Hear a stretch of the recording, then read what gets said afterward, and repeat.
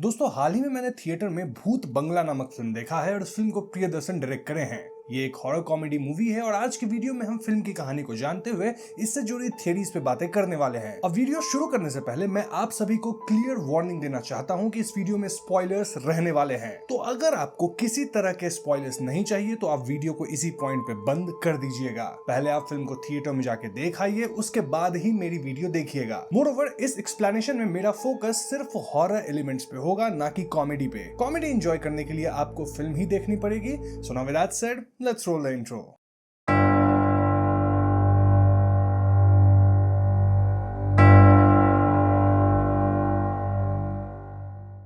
तो फिल्म के शुरुआत में हम चार लड़कों को देखते हैं जो कि अपनी दोस्त की शादी अटेंड करने मंगलपुर जा रहे थे। उस दिन काफी बारिश हो रही थी और इनकी 1 बजे रात वाली ट्रेन भी काफी लेट हो गई थी। ऐसे में चारों दोस्त स्टेशन पे बैठे एक बाबा के पास जाते हैं ताकि बाबा की जलाई हुई आग में ये लोग ठंड को बीट कर सके। ये लोग बाबा से पूछते हैं कि सुना है मंगलपुर गाँव में अगर शादी होती है तो शादी के ठीक बाद दुल्हन ही गायब हो जाती है। इस पे बाबा इन चारों को मंगलपुर गाँव की कहानी बताना शुरू करते हैं। तो कई साल पहले एक पूरा परिवार शादी के बाद दुल्हन को लेकर लखनऊ एयरपोर्ट जा रहा था वाया बस। रास्ते में आंधी तूफान की वजह से मेन रास्ता पे पेड़ एक गिर गया था, इसलिए बस को दूसरा रूट लेना पड़ जाता है जो कि मंगलपुर गांव होके निकलता था। बस ड्राइवर मना भी करता है कि उस रूट से जाना खतरनाक है क्योंकि वहां नई नवेली दुल्हन को एक राक्षस उठा ले जाता है। इनफैक्ट 12 साल पहले भी ऐसा ही कुछ हुआ था, लेकिन ये परिवार इस बात को नहीं मानते और बस को जबरन मंगलपुर गांव वाले रास्ते से लेके जाते हैं ताकि इनकी जो लखनऊ वाली फ्लाइट थी वो छूट न जाए। गांव के रास्ते में इनके बस की टायर पंचर होती है और सभी यात्री बस से नीचे उतरते हैं, लेकिन तभी एक राक्षस यात्रियों पे अटैक करके उन्हें खत्म कर देता है।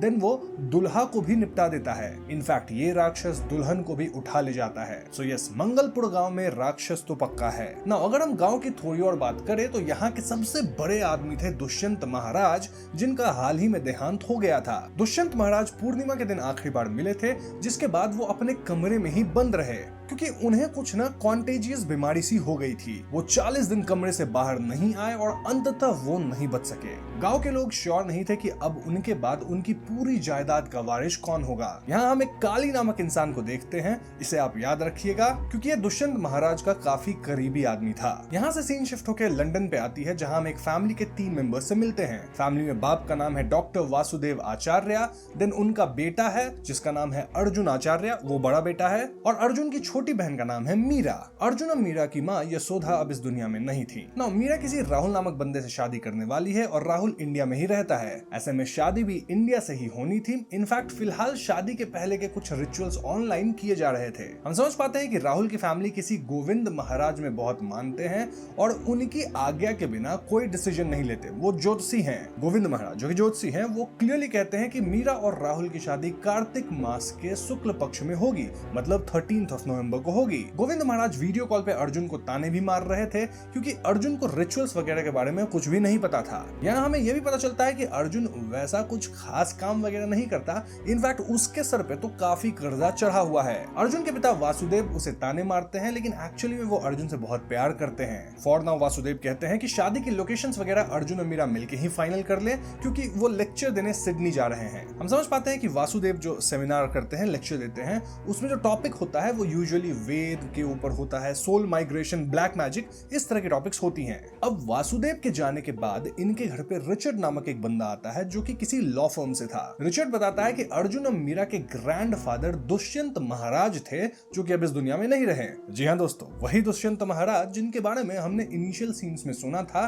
कि उनका देहांत हो गया है। अब दुष्यंत महाराज की पूरी प्रॉपर्टी मीरा के नाम होने वाली थी जो कि तकरीबन 500 करोड़ की थी। इसके अलावा एक बड़ी सी पैलेस भी थी जो कि मीरा की होगी। ये सुन के अर्जुन बहुत खुश होता है। इनफैक्ट अर्जुन और मीरा तुरंत कॉल करके अपने पिता वासुदेव को ये सब बताने की सोचते हैं, लेकिन दोस्तों वासुदेव इनका कॉल नहीं उठाते क्योंकि एक तो वो ट्रैवल कर रहे थे, देन सेमिनार वगैरह में बिजी थे। ऐसे में अर्जुन डिसाइड्स कि वो इंडिया जाके खुद महल देख के आएगा और अगर सब कुछ सही बैठा तो मीरा की शादी इसी महल में कर दी जाएगी। ऐसे में उदयपुर के महल की बुकिंग्स वगैरह इनकी बहुत कैंसिल हो रही थी। बस फिर क्या था, अर्जुन इंडिया आता है और ट्रेन में वो एक लड़की को गिरने से बचाता है। इस लड़की को आप याद रखिएगा क्योंकि कहानी में ये बंदी आगे भी आएगी।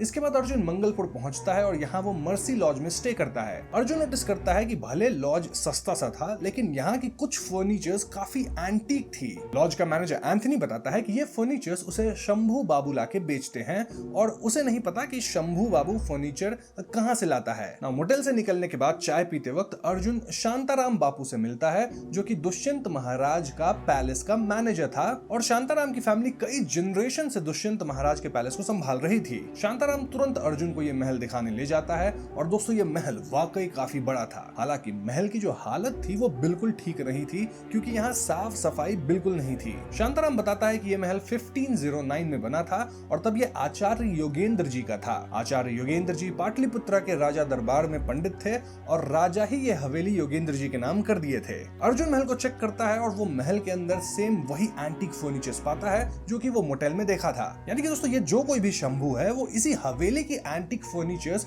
उस मोटेल में जाके बेच देता है। अब महल के अंदर दुष्यंत महाराज की, देन अर्जुन की माँ यशोदा की एंड इन जनरल पूर्वजों की काफी सारी पेंटिंग्स टंगी हुई थी। शांताराम बताते हैं कि दुष्यंत महाराज आखिरी दिनों में इस महल को छोड़ के अपने दूसरे घर में रहने लगे थे। वो बस हर पूर्णिमा की रात इस महल में आके पूजा करते थे, मतलब वो भी एक पूजा वाले स्पेसिफिक रूम में, और वो कमरा फिलहाल बंद है। किसी को भी नहीं पता कि उस कमरे के अंदर क्या है। वैसे सभी मानते हैं कि इस महल के अंदर भूत है। इनफैक्ट एक बार यहाँ 3 गार्ड्स रात को रुके थे, जिनमें से 2 पागल हो गए और एक छत से कूदकर समाप्त हो गया। दिन के टाइम ये महल सेफ है, लेकिन रात के वक्त इस महल में भूत आता है और कोई भी गांव वाला इस महल में नहीं आएगा रात के टाइम। ना ऑफ कोर्स अर्जुन इन कहानियों पे यकीन नहीं करता था और वो डिसाइड करता है कि आज रात वो इसी महल में सोएगा। इनफैक्ट उसकी बहन मीरा की शादी तो अब इसी महल से होगी। शादी वाली बात सुन के शांताराम बहुत शॉक में था, क्योंकि मंगलपुर गांव में कोई शादी नहीं होती है, वरना राक्षस दुल्हन को उठा ले जाता है। एनीवेज उस रात अर्जुन हवेली में ही रुकता है और हम व्यूअर्स क्लियरली उसके पीछे एक पंख वाले अजीब प्राणी को देख पाते हैं, चमगादड़ जैसा। इट वाज क्लियर कि इस महल में वाकई राक्षस तो है, लेकिन ये राक्षस अर्जुन को चोट नहीं पहुंचाता। हम व्यूअर्स ये भी नोटिस करते हैं कि ये राक्षस अंधेरे में लर्क करता है और लाइट में नहीं आ पाता। सो यस, अर्जुन रात सर्वाइव कर जाता है, जिससे अगली सुबह गांव के लोग शॉक में थे। अर्जुन यहाँ जगदीश नाम के वेडिंग प्लानर को बुलाता है, जो कि इस महल में पूरी वेडिंग का जिम्मा उठाने वाला था। इस पॉइंट पे महल की सफाई में कुछ गांव वाले लगे हुए थे, लेकिन जैसे ही उन्हें पता चलता है कि साफ सफाई किसी शादी के लिए हो रही है, तो गांव वाले तुरंत भाग जाते हैं। शांताराम कहने लगता है कि कोई तो वधूसुर नामक असुर अपनी चमगादड़ की सेना के साथ आएगा और दुल्हन को उठा ले जाएगा। इस पॉइंट पे शांताराम फाइनली वधूसुर की पूरी ओरिजिन बताता है, जो कि मैं अब आपको बताऊंगा। तो कई 100 साल पहले एक असुर कन्या और देव पुत्र को आपस में प्रेम हो गया था और एक टाइम पे असुर कन्या प्रेग्नेंट भी हो गई। ऐसे में देवगण और असुर कोई भी इस बच्चे को एक्सेप्ट करने के लिए तैयार नहीं था। इनफैक्ट सब असुर कन्या पे हमला भी करने लग गए थे। चोटिल असुर कन्या इस सबसे बचने के लिए डार्कनेस यानी अंधकार का सहारा लेती है। वो अपने बच्चे को जन्म देती है, लेकिन इस प्रक्रिया में वो खुद नहीं बच सकी। इस बच्चे का नाम था वधूसुर और वधूसुर के पैदा होने से ही कलयुग की शुरुआत हुई थी। अब ये अंधकार, जिसे आप एक तरह का डीमन मान सकते हैं, वही वधूसुर को पाला। इनफैक्ट वो वधूसुर को एक जंगल में छुपा के रखा था, जहाँ रोशनी प्रवेश नहीं कर सकती थी। वधूसुर बस चमगादड़ों से घिरा रहा और उन्हीं के बीच अंधकार में पला बढ़ा। बड़ा होने के बाद वधूसुर शिव जी का तपस्या किया ताकि वो ताकतवर बन सके। शिव जी प्रसन्न होकर उसे वरदान दिए कि वो अमर रहेगा। बस एक छोटी सी एक्सेप्शन थी, कैच थी, और वो ये कि उसे या तो खुद के हाथों से ही खत्म किया जा सकता है या फिर उसके अपने वंश का ही कोई उसे खत्म करेगा। अब क्योंकि वधूसुर अंधेरे में ही पला बढ़ा था, तो वो सिर्फ अंधेरे में ही निकलता था और रोशनी में वो नहीं आता था। इस पॉइंट तक वधूसुर इतना ताकतवर हो चुका था कि वो देवताओं पे भी आक्रमण करने लग गया था और इससे परेशान होकर देवतागण विष्णु जी के पास जाते हैं। विष्णु जी तुरंत एक अप्सरा को भेजते हैं जिसका नाम वृक्षिणी था। वृक्षिणी अत्यंत खूबसूरत थी, जिसके कारण वधूसुर तुरंत ही उसके प्यार के जाल में फंस गया। वधूसुर वृक्षिणी से शादी करना चाहता था और वृक्षिणी भी इसके लिए मान जाती है, लेकिन शादी वाली रात वृक्षिणी बहुत ही चालाकी से वरमाला के अंदर खंजर छुपाई होती है और जैसे ही वरमाला पहनाने का समय आता है, वृक्षिणी वधूसुर का हाथ पकड़ के उसके हाथ से ही वरमाला वाला खंजर उसे मार देती है। अब इससे वधूसुर का शरीर तो नष्ट हो चुका था, लेकिन उसकी आत्मा अब भी जिंदा थी, यानी कि वधूसुर को वापस तो लाया जा सकता था। ऐसे में एक कम्युनिटी वधूसुर को खत्म होने के स्थल पे उसकी मंदिर बना देते हैं और वधूसुर को वापस जिंदा करने के लिए काला जादू करने लगते हैं। ये लोग मंत्रों को उल्टा पढ़ने लग गए थे, जिससे वधूसुर वधूसुर जिंदा होता, ताकतवर होता, लेकिन वृक्षिणी एक बड़े से पेड़ में तब्दील होती है।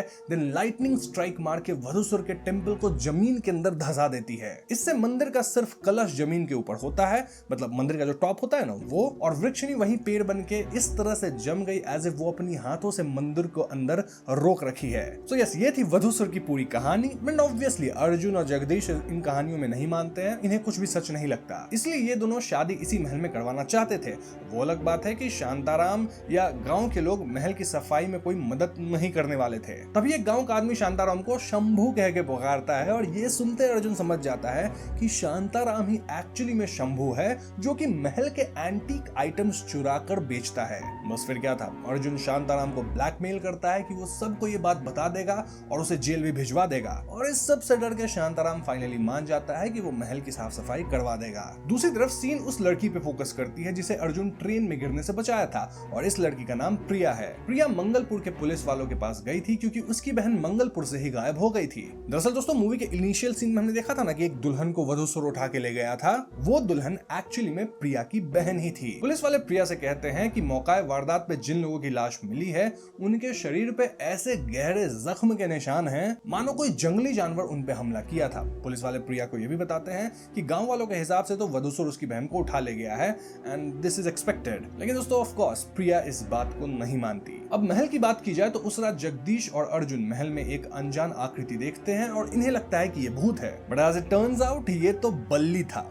बल्ली कौन? वेल, बल्ली जगदीश का भांजा है जो कि महल में इलेक्ट्रिक रिलेटेड काम करने आया है, इलेक्ट्रीशियन है। इनफैक्ट बल्ली के साथ जगदीश की पूरी टीम महल तक आ गई थी ताकि शादी के लिए पूरी तैयारी की जा सके। इसके लिए काफी लोग चाहिए होता है। बल्ली कहता है कि वो काफी टाइम से दरवाजा खटखटा रहा था लेकिन कोई दरवाजा खोला ही नहीं, इसलिए वो खिड़की से अंदर आ गया था। अब जगदीश की टीम में कई लोग हैं, लेकिन मेन कैरेक्टर्स में एक बल्ली है और एक रागनी नाम की लेडी है जो कि कुकिंग का काम संभालेगी। जो भी हो, महल में इतने कमरे थे कि सबको अपना अपना कमरा अलॉट किया जाता है, लेकिन सोने जाने से पहले हम व्यूअर समझ पाते हैं कि जगदीश के टीम मेंबर्स को भी वधूसुर वाली कहानी पता चल चुकी है, क्योंकि इस गांव में कोई ना कोई तो ये कहानी सबको सुनाता ही फिरता है। खैर अगली सुबह बल्ली अपने काम पे जाने लगता है जहां उसका चप्पल कीचड़ में जाता है। वो अपना चप्पल साफ करने लगता है और वहीं रागनी कपड़े धो रही थी। दूर से डिफरेंट एंगल से देख के ऐसा प्रतीत होता है मानो बल्ली रागनी के बैक पे कुछ गलत इशारे कर रहा है, और ये देख अर्जुन भड़क जाता है एज उसे बल्ली पहले से ही नहीं पसंद था, प्लस उसे बल्ली अब ठड़की भी लगने लगा था। इसके बाद बल्ली बिजली का काम शुरू करता है जहां वो जनरेटर से महल में लाइन देने की कोशिश कर रहा था,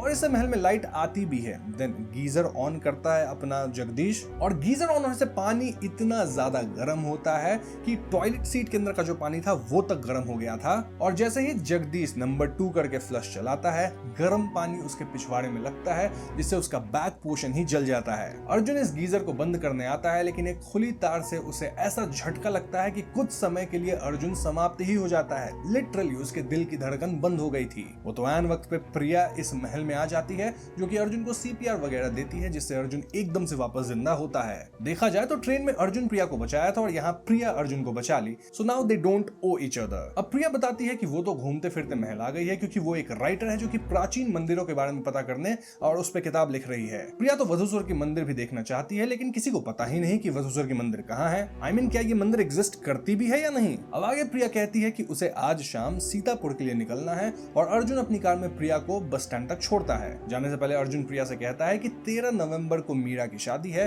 तो प्रिया शादी अटेंड करने जरूर आए। खैर इस पॉइंट तक महल में रात हो चुकी थी, और जब बल्ली अपने कमरे में सो रहा होता है तो कोई उसके पैर को बार बार खींचता है। इससे बल्ली उठ जाता है और बल्ली क्लियरली एक भूतिया आकृति देख पाता है। इससे बल्ली लाइट वगैरह जला के रेडियो पे गाना सुनने लगता है ताकि वो सोए ना और उसे डर भी ना लगे। अब इस गाने की आवाज सुन के अर्जुन और जगदीश उठ जाते हैं और वो बल्ली को पीट देते हैं। इस कारण से बल्ली सोने जाता है और हम व्यूअर्स क्लियरली देख पाते हैं कि एक बैटमैन जैसी आकृति अंधेरे में बल्ली पे नजर रख रही थी। इनफैक्ट ये आकृति लाइट में नहीं आती है। बल्ली गलती से ये करता है कि वो लाइट बुझा कर सोने जाता है, लेकिन तभी सीलिंग पे वो इंसानी चमगादड़ जैसी आकृति देखता है जो कि बल्ली पे हमला करती है। अब इनिशियली हमें लगता है कि शायद बल्ली निपट गया, लेकिन दोस्तों अगली ही सुबह हम बल्ली को सही सलामत देखते हैं। इसका मतलब ये कि बल्ली उस बैटमैन जैसी आकृति द्वारा सिर्फ पजेस हुआ है। इसका सबूत हमें तुरंत मिलता है जब रागनी कॉरिडोर में विष्णु जी की मूर्ति रखती है तो बल्ली डरते हुए मूर्ति को हटने का इशारा करने लगता है। हम सब जानते हैं कि वधूसुर विष्णु जी से डरता है, तो उनकी मूर्ति होगी तो उससे भी डरेगा ही,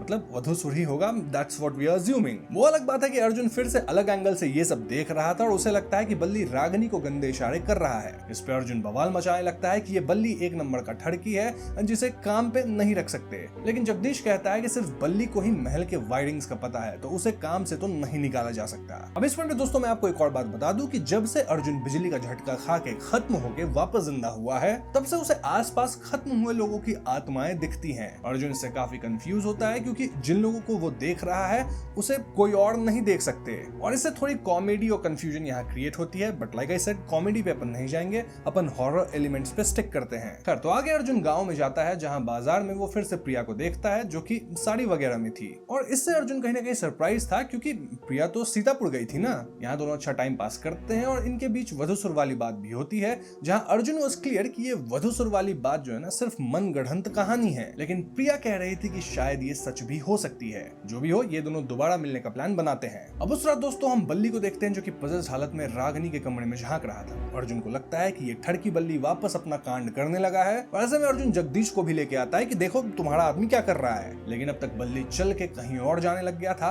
एंड अर्जुन और जगदीश उसका पीछा करते हैं। बल्ली क्लियरली पजेस था और वो चलते हुए पास के जंगल में चला जाता है जिसे लोग पिशाच वन भी कहते हैं। बल्ली चलते हुए जंगल के काफी अंदर जाता है और अर्जुन और जगदीश उसका पीछा करते हैं। अर्जुन को जंगल में एक रैंडम आदमी भी दिखता है जो कि ऑफ कोर्स एक आत्मा था, तभी सिर्फ अर्जुन को देख रहा था। एक पॉइंट पे पहुंच के बल्ली कहता है कि ये रहा वधूसुर का मंदिर और ये रही वृक्षिणी। इस पॉइंट पे हम व्यूअर्स क्लियरली एक मंदिर का कलश देख पाते हैं, साथ ही एक विशालकाय पेड़ था जो कि एक औरत जैसी दिख रहा था। अर्जुन बल्ली को थप्पड़ मारता है जिससे बल्ली होश में आता है और तभी ढेर सारे चमगादड़ इन पे हमला कर देते हैं। इस हमले से तीनों भागते हैं, जहां बल्ली और अर्जुन तो भाग के जंगल से निकल जाते हैं, लेकिन जगदीश कहां खो गया ये नहीं पता। अगली सुबह हम व्यूअर्स को पता चलता है कि जगदीश को पुलिस ढूंढ के निकाली है और वो एक्चुअली नाले में मतलब गटर में गिर गया था। पुलिस जगदीश को लेकर महल पे आती है और यहाँ थोड़ा कॉमिक सीन बनता है। I mean typical Priyadarshan sir का स्टाइल कॉमेडी होता है ना, कि कंफ्यूजन हो रही है, कोई किसी को कुछ और समझ रहा है, इधर उधर लोग गिर रहे हैं, पिछवाड़ा जल रहा है, वैसा ही कुछ। और यहाँ सब कहीं ना कहीं एक दूसरे से पिट रहे थे। इस मारपीट के बीच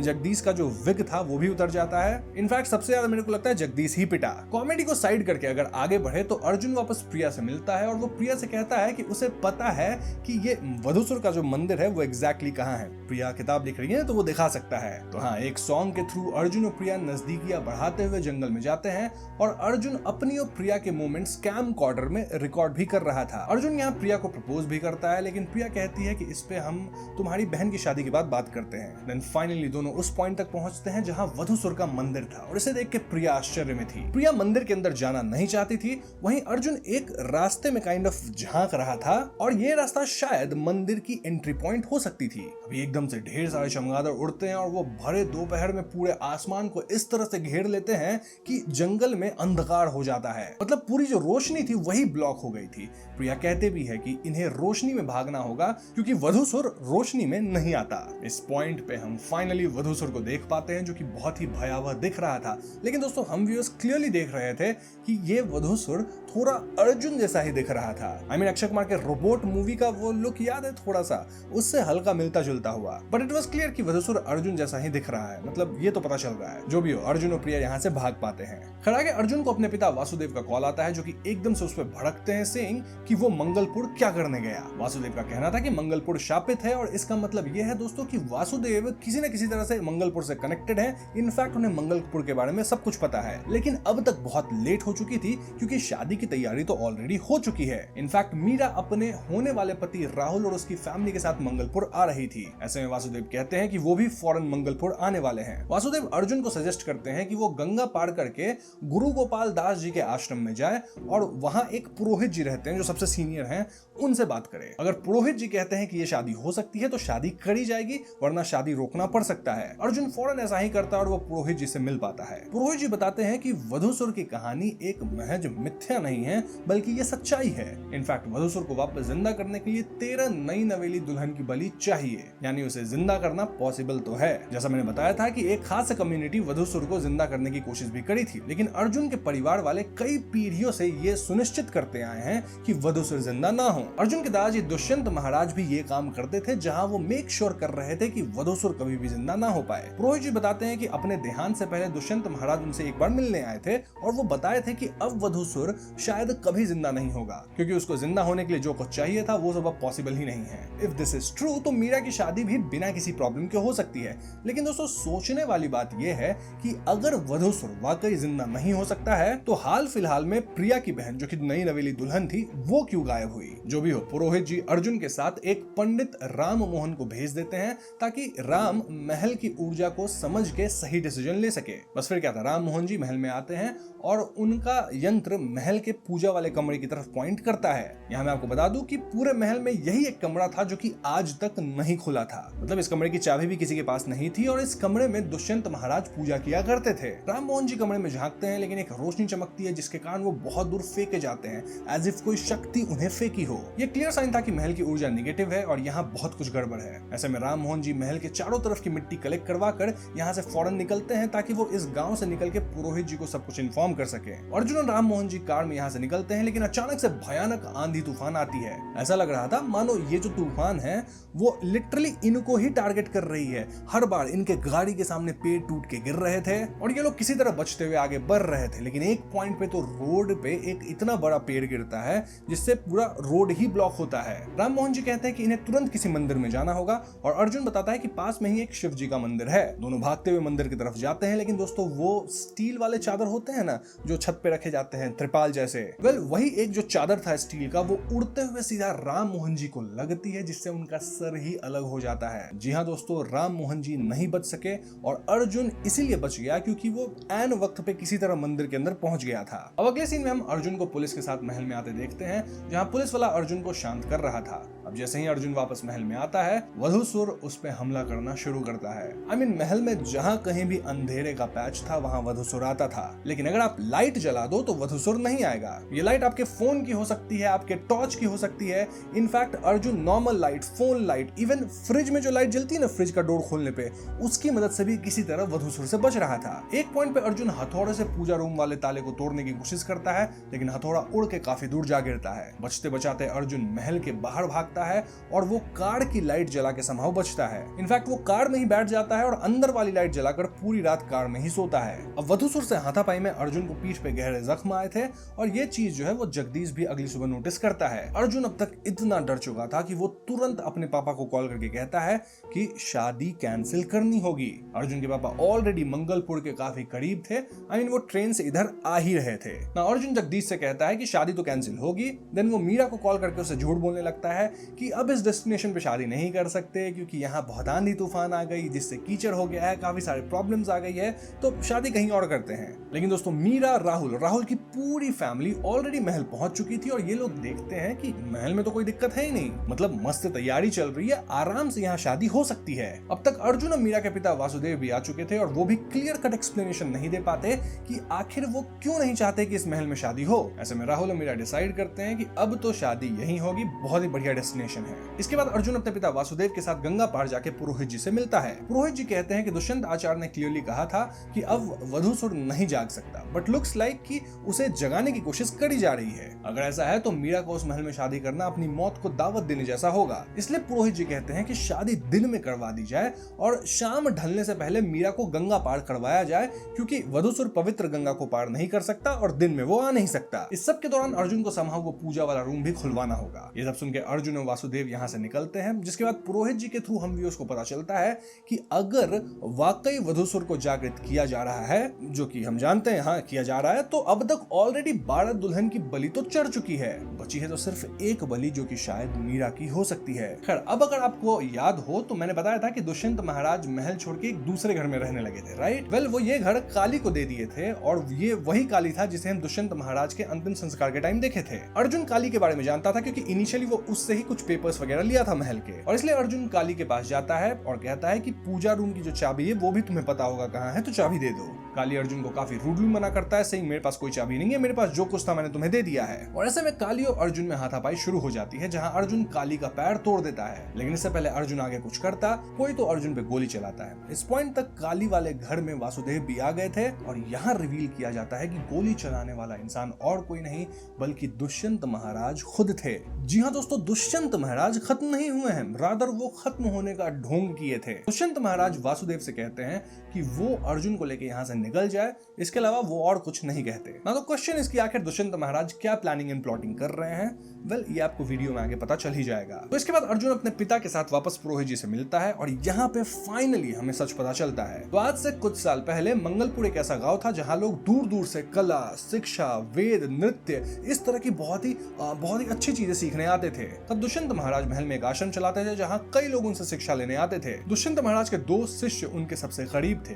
एक था वासुदेव, जो कि और कोई नहीं बल्कि मीरा के पिता हैं, और दूसरा था माधवा, जो कि दुष्यंत महाराज का बेटा ही था। माधवा की शक्ल बिल्कुल अर्जुन जैसी दिखती है, which was weird, लेकिन इसका राज आपको तुरंत ही पता चल जाएगा। तो एक दिन यशोदा नामक लड़की आश्रम में नृत्य सीखने आती है और वासुदेव गलती से उस पे माला फेंक देता है। ऐसे में इनकी नजरें मिलती है, फिर धीरे धीरे दोनों करीब आने लगते हैं और एक दूसरे को पसंद भी करने लगते हैं। इसी सब के बीच माधवा भी कहीं न कहीं यशोदा को पसंद करने लग गया था। एक दिन जब दुष्यंत महाराज अपने दोनों शिष्यों को मंत्र उच्चारण करवा रहे थे, तब माधवा यशोदा को देखते देखते गलत उच्चारण करने लगता है। इस पे दुष्यंत महाराज भड़कते हैं, सेइंग कि मंत्रों का गलत उच्चारण करने का परिणाम बहुत ही भयावह हो सकता है। कैसे परिणाम भयावह होगा? वेल, यही बताने के लिए दुष्यंत महाराज अपने दोनों शिष्यों को पूजा वाले कमरे में ले जाते हैं, जहां हम एक मैकेनिकल यंत्र देखते हैं। दुष्यंत महाराज बताते हैं कि वधूसुर को कंट्रोल में रखने के लिए पूर्वज लोग सूर्यास्त से लेकर सूर्योदय तक मंत्र उच्चारण करते थे, लेकिन आज के मॉडर्न जमाने में मतलब सूर्यास्त से सूर्योदय तक मंत्र उच्चारण करना, वो भी रोज, इतना डेडिकेशन तो नहीं मिल सकता है किसी से। इसलिए दुष्यंत महाराज ये यंत्र बनवाए हैं जिसे वो सूर्यास्त के टाइम पे चला देते हैं, सूर्योदय के टाइम पे बंद करते हैं, और जब तक ये यंत्र चलता है ये एक ऐसी ध्वनि निकालता है जिससे मंत्र उच्चारण वगैरह होता है। ये आवाज वधूसुर के मंदिर तक जाती है, उसे इफेक्ट करती है, जिससे वो कंट्रोल में रहता है, मतलब बाहर नहीं आ पाएगा। अगर इसी यंत्र को उल्टा चला दिया गया तो मंत्र उच्चारण भी उल्टा होगा, जो कि वधूसुर को ताकत देगा। और इसलिए दोस्तों, मंत्रों का गलत उच्चारण करना बहुत ज्यादा गलत होता है। तो क्वेश्चन हियर वाज कि क्या ये यंत्र तब तक चलेगा जब तक हमारी धरती एग्जिस्ट करती है? वेल, नॉट एग्जैक्टली, क्योंकि वधूसुर 36,000 पूर्णिमा तक जिंदा नहीं हो पाया, तो वो कभी जिंदा हो ही नहीं पाएगा। अब ज्यादा समय बचा भी नहीं है, तो इन्हें बस कुछ और साल तक इस यंत्र को विदाउट फेल चलाना है। अब ऐसा कहा जाता है कि जो भी वधूसुर को जागृत करेगा उसे जो चाहिए वो मिलेगा। ऑफ कोर्स वधूसुर ही देगा, लेकिन वो इंसान हमेशा के लिए वधूसुर का गुलाम बन के रह जाएगा। खैर, इसके बाद हम एक कार्यक्रम देखते हैं जो कि हर साल होता है, और इसमें एक नृत्य नाटक होता है जिसके जरिए वधूसुर और वृक्षिणी की कहानी बताई जाती है। इस साल के नृत्य में यशोदा वृक्षिणी बनी थी और माधवा वधूसुर बना था। नृत्य के अंत में यशोदा काइंड ऑफ फिसल जाती है और वासुदेव उसे बचाता है। इस पॉइंट पे दुष्यंत महाराज अनाउंस करते हैं कि उन्हें पता चला है कि यशोदा और वासुदेव एक दूसरे को प्यार करते हैं, तो इनकी शादी पक्की कर दी जाएगी। इनफैक्ट इस रिश्ते से यशोदा के पिता को भी कोई ऐतराज नहीं है। अब ये सुन के माधवा का दिल टूट जाता है और उस रात वो गुस्से में पूजा रूम में जाके यंत्र को उल्टा चला देता है। जी हाँ दोस्तों, वो ऐसा इसलिए किया ताकि वो वधूसुर को जिंदा करके उससे यशोदा मांग सके। दुष्यंत महाराज को फील होता है कि कहीं तो कुछ अजीब ध्वनि आ रही है, और देर रात जब वो पूजा रूम में जाते हैं तो वहां वो माधवा को यंत्र के पास देखते हैं। एंड ऑफ कोर्स यंत्र तो उल्टा चल रहा था। दुष्यंत महाराज माधवा को रोकते हैं, लेकिन उन्हें माधवा में वधूसुर की झलक दिखती है, व्हिच मींस माधवा वधूसुर से पजेस हो चुका है। दुष्यंत महाराज माधवा से यंत्र रोकने को कहते हैं, लेकिन माधवा कहता है कि वो वधूसुर को तभी नहीं जगाएगा जब उसे यशोदा मिलेगी। ऐसे में दुष्यंत महाराज अगली सुबह वासुदेव से गुरु दक्षिणा मांगते हैं, और इसमें क्या मांगते हैं? ये मांगते हैं कि वासुदेव यशोदा को छोड़ दे, वो भी खुद को गलत बता के, और वो ये बात किसी को नहीं बताएगा कि ये सब गुरु दक्षिणा के लिए वो कर रहा है। वासुदेव एक अच्छा शिष्य था, इसलिए वो अपने गुरु की बात मान लेता है, और वो यशोदा से कह देता है कि उसे शादी में यकीन ही नहीं है, वो बस यशोदा के शरीर का इस्तेमाल करना चाहता था। ऑफ कोर्स दोस्तों, ये सारी बातें गलत थी, लेकिन वासुदेव अपने गुरु के लिए कुछ भी करने को तैयार था। अब इन बातों से यशोदा का दिल टूट जाता है, और इसी मौके का फायदा उठा के दुष्यंत महाराज उनसे कहते हैं कि तुम मेरे बेटे से शादी कर लो। बस फिर क्या था, वासुदेव की आंखों के सामने माधवा और यशोदा की शादी हो जाती है। नौ शादी की पहली रात यशोदा को एक अजीब आवाज से नींद खुलती है और जब यशोदा आवाज का पीछा करके पूजा रूम में जाती है तो वहां वो माधवा को पजेस्ड हालत में नग्न रूप में यंत्र को उल्टा चलते हुए देखती है and it was a very horrible scene. In fact Dushyant Maharaj भी वहीं थे, वो रो रहे थे, गिड़गिड़ा रहे थे, भीख मांग रहे थे कि मेरे बेटे को छोड़ दो। तो ये भयावह दृश्य देख के यशोदा महल के बाहर भागती है और बाहर वासुदेव था जो कि यशोदा द्वारा दी गई एक अंगूठी फेंकने को आया था। तभी वो यशोदा को रोते हुए भागते आते देखता है और ऐसे में वासुदेव यशोदा को भगा ले जाता है। इसके बाद ही यशोदा और वासुदेव मंगलपुर से बहुत दूर लंदन में जाके स्थित हो गए थे और तब वासुदेव को पता चला कि यशोदा तो माधवा के बच्चे से प्रेग्नेंट है। यानी दोस्तों अर्जुन और कोई नहीं बल्कि माधवा का बेटा है, तभी तो माधवा जैसा ही दिखता है। वासुदेव न सिर्फ अर्जुन को पाले बल्कि यशोदा से शादी भी किए। वासुदेव और यशोदा की बेटी मीरा है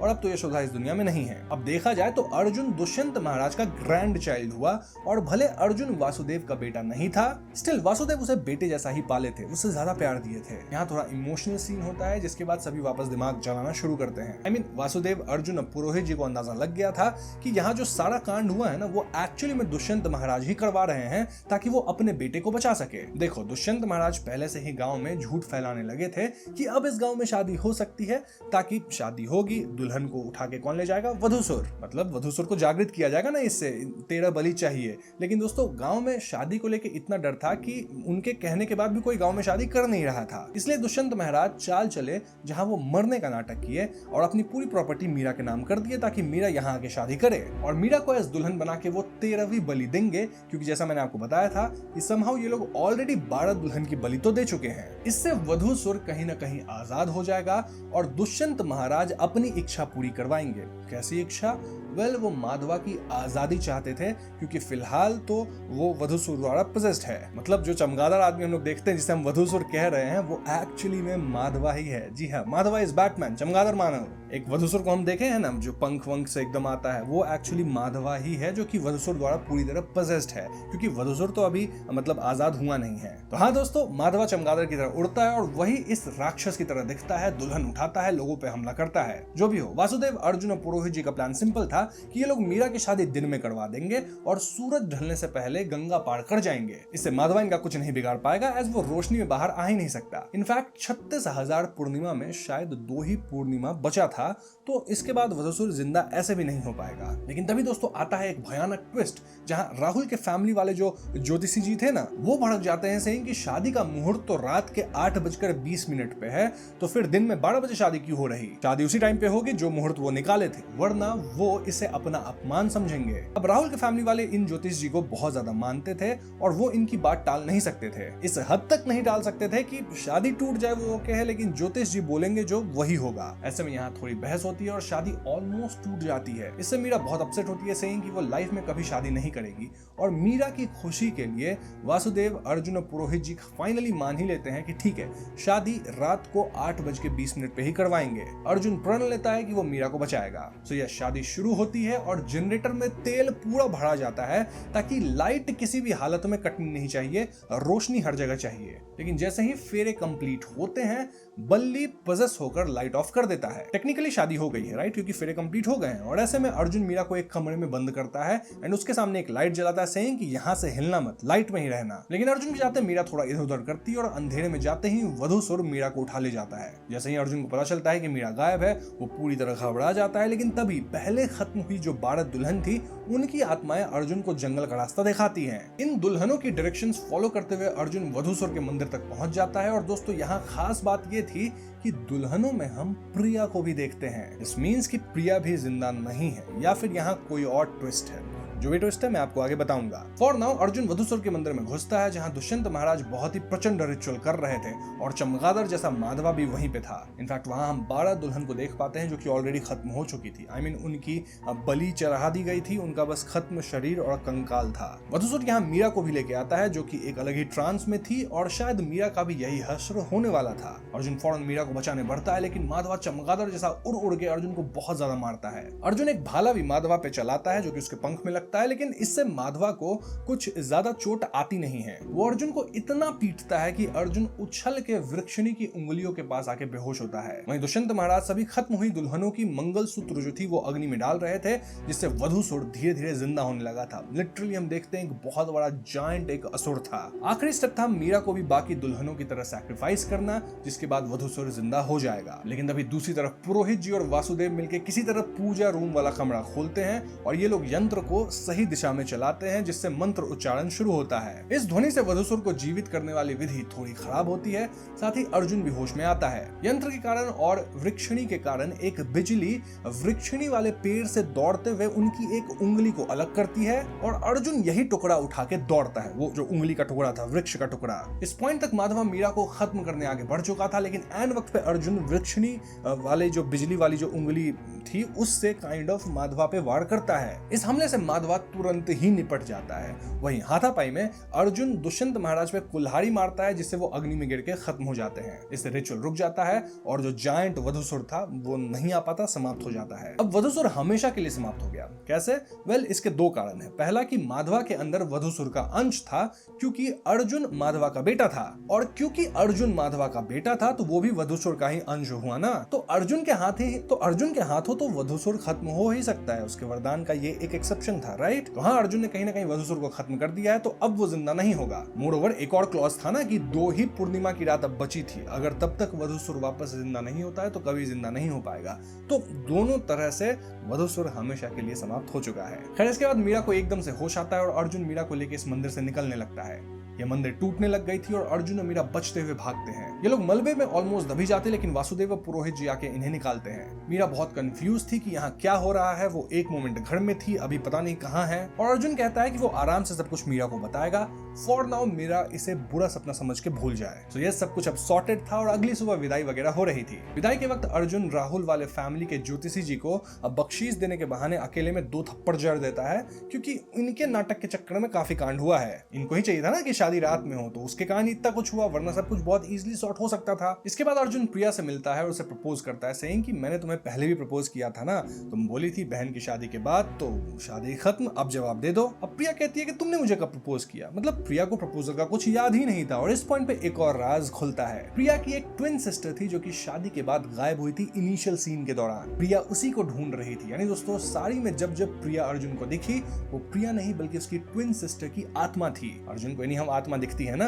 अब ऐसे में अर्जुन तुरंत कैमकॉर्डर चेक करता है, एज उसमें उसने रिकॉर्डिंग्स की थी प्रिया के साथ, राइट? जब ये लोग वधूसुर के टेंपल की तरफ जा रहे थे। लेकिन दोस्तों, रिकॉर्डेड वीडियोस में अर्जुन अकेले ही उछल कूद कर रहा था, उसके साथ कोई प्रिया नहीं थी। By the way, real human जो कि प्रिया है, वो अर्जुन को ये भी कहती है कि अर्जुन एक अच्छा इंसान है, लेकिन वो उसके प्रपोजल को एक्सेप्ट नहीं करती थी क्योंकि वो ऑलरेडी शादीशुदा है। अब यहाँ से कहानी प्रेजेंट टाइमलाइन में आती है। यानी स्टेशन पे 4 लोग बाबा से ये सारी कहानी सुन रहे थे। बाबा बताते हैं कि अर्जुन मंगलपुर छोड़ के कभी नहीं गया और अर्जुन को आत्माएं इसलिए दिखती थी क्योंकि वो कुछ समय के लिए मर के जिंदा हुआ था। याद है ना, बिजली के झटके से। तभी रिवील होता है कि वो बाबा एक्चुअली में अर्जुन ही था जो कि कहानी सुना रहा था। यहीं पे फिल्म खत्म हो जाती है। तो दोस्तों, ये थी भूत बंगला फिल्म की कहानी और यहाँ मैंने आपको सब कुछ एक्सप्लेन कर दिया है। यहाँ बस 2 सवाल शायद आपके मन में बचे होंगे कि क्या अब मंगलपुर में शादी हो सकती है? यस, बिल्कुल हो सकती है, क्योंकि वधूसुर तो खत्म हो गया, अब जिंदा भी नहीं होगा। हालांकि लोगों के मन में डर अब भी होगा, जो कि स्लोली जाएगा, बट या आई कैन से कि अब खतरा तो नहीं है। दूसरा सवाल कि अर्जुन इस गांव में क्यों रुक गया? वेल, एक तो अर्जुन के परिवार की सारी हिस्ट्री यही है,